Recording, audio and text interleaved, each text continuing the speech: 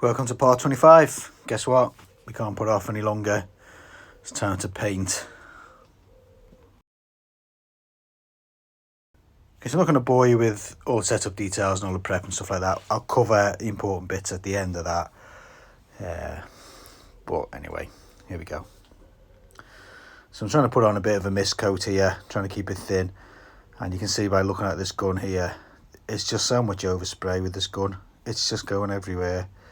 So first problem is just loads of overspray, and that's because there's too much pressure on the gun, but you need that pressure on the gun to atomize. And we'll get to atomize, the real atomization problem as we went on.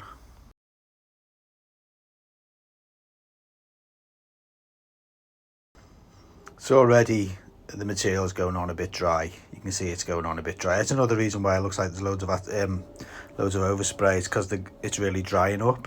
So it's going on a bit too dry really, which is making spraying it difficult.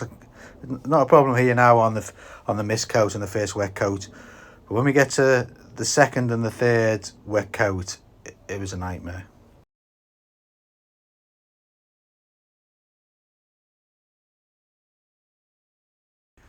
Not an easy bike to spray this. Every side panel had obtuse angles and corners and loads of edges. Absolutely awful to spray. Really difficult. So normally I would spray all the edges first, but even that was so difficult to try and get it round and into all the edges and the corners. Awful.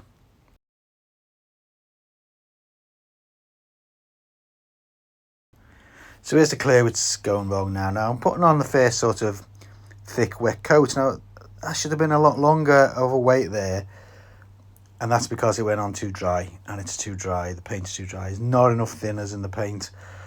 I made the absolute mistake of following the instructions and mixing it 50-50, and that is completely incorrect. I shouldn't have done that, and the clue here was that it looks really dry, I can see in the video, and it's dry. It's going on. It's far too dry. It's not. The flash point should be around 10 minutes, and it's not. It's about 2 minutes. Alright, so I hope you can see it in this picture here. You can see exactly what's going on. It's going on like Pebble Dash. It's far too dry. The gun's not atomizing, and it's putting on great big blobs of paint. What a complete nightmare. I had no choice but to sort of carry on really, but I did actually solve it. So what I did was I just thinned the paint down 75% thinners, and I knocked the gun up to about 50 psi, so it was even higher pressure, but I needed that pressure to atomize it. Once I got that paint really thin, which had its own drawbacks, it started to go on okay. Right, so it's actually, this is the second pass now of the fairing, and you can see that it's an awful lot better. It's gone on a lot smoother. In fact, this is the actual finish now. So lessons learned. Quickly, let's get to the chase. Lessons learned. Don't listen to anyone. Don't watch YouTube. Waste of time. 75% thinners. 25% paint. You're going to get loads and loads of sags. So you either have sags, you spray in acrylic, it's really tough, and you're going to get loads of sags in it. Or you spray in celly, and it goes on nice, but first time you go to a petrol pump, it's all going to come off. So I'd rather, I think, go for the acrylic, which is awful to spray.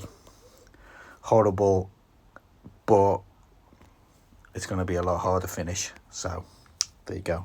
Pays your money, takes your choice.